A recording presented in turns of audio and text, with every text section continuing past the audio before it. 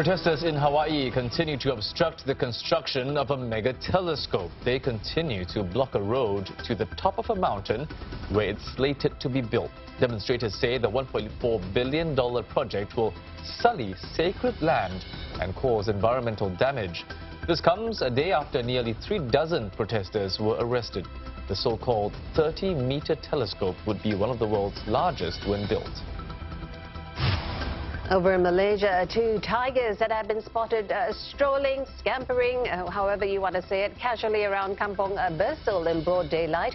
A video of the felines roaming did its rounds on social media yesterday. Based on the tigers' tame behavior, Terengganu Wildlife and National Parks Department believe that the animals were set free to wander around by their owner before they got lost and entered the village. Authorities have set up traps to catch them safely, I hope.